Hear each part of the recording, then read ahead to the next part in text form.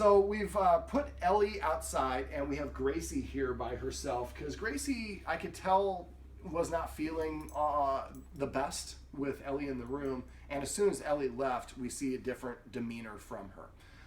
Now, teaching her a lot of tricks is going to help boost her self-esteem or commands. And I think that's going to have a positive impact, as well as giving you guys a little bit more control over both dogs.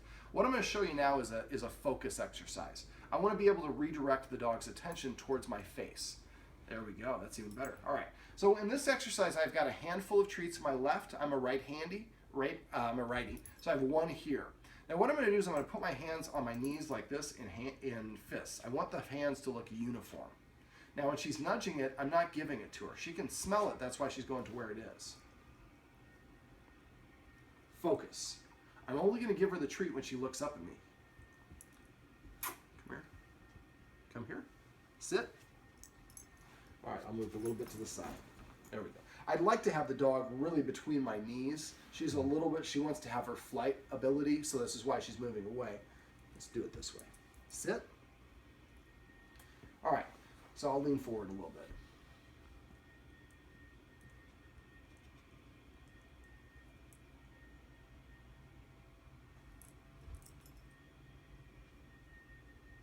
Focus. So I'm doing two movements. The first movement is I want to move the treat, like there's a line that's going here. I want to move my hand up so it intersects the line. So it's always directly up. And then the second movement is towards the dog's head. And I'm going to say the word focus when it touches her lips. Sit. Here. I'll tell you what. We'll make this a little bit easier. This is going to be a longer video than I anticipated, but that's okay. So what we're going to do is use the leash to block her ability to run away. I'm going to use the treat to get her to come close. There we go. A little bit more leash. We want to be able to sit without tension on the leash. Sit. Sit. Sit. All right, so let's try this again. Focus.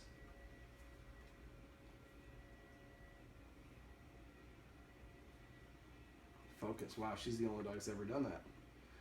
Most dogs are like, she went like this. Very gradual to looking at me. So as soon as she makes eye contact, that's when I raise the treat and go to give it to her. You're just going to stare at me the whole time, huh? So I wait for her to look away. Focus.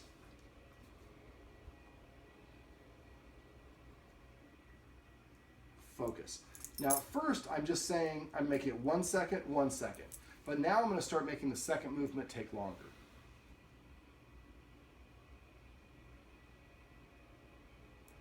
Focus. And the good thing is you're seeing her confidence level. She's not retreating as much. Focus.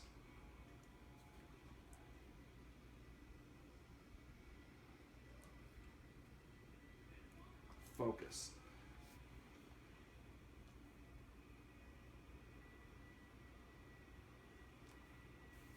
Focus. Now they say for mothers, well they don't say, but it's been clinically proven that mothers who breastfeed their children have oxytocin that is released in their brain, and in the baby's brain it's called the love drug. It helps us bond. Dogs, if they voluntarily sit and look in the eye, releases oxytocin into your brain as well as a pleasure cell for them. So if we train our dog to look at us in the eyes, it can have a health benefit. But I also, because I assign the word focus, eventually I can say focus, the dog sits down, looks up at me, expecting to get that treat. So when you're doing this exercise, what I would suggest is you have about 10 to 15 treats. When you're doing dog training, you want to keep the training sessions to short, to 1 to 2 minute training sessions. A dog's neurons start getting fatigued, so you'll find you have a lot of success initially, then you start getting some failures sprinkled in, then you get more and more failures, eventually you get more failures than successes, then you start getting frustrated. So if you keep it to 1 to 1.5 to 2 minute training sessions, you end on a good note always, and then the dog has a positive association of it moving forward.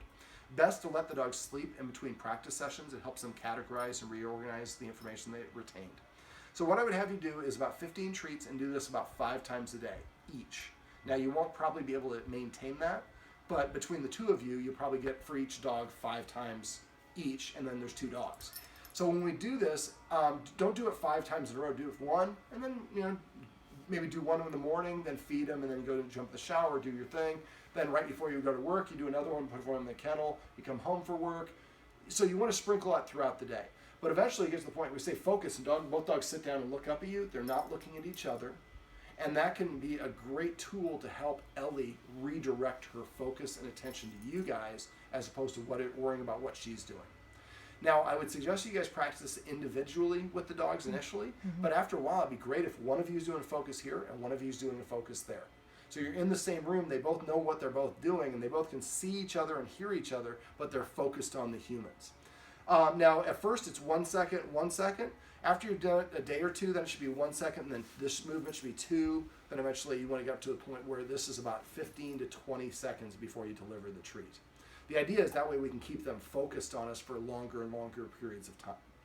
Now, the focus exercise seems really simple, but it has a really big payoff, and it will help you redirect them, especially with Ellie. I think it's going to help, and it just helps her get used to looking at you in the face, because I saw a lot of times she kind of was looking at your feet. So training her to keep her nose up is going to help her self-esteem and be beneficial for her. So this is how we teach our dog to focus.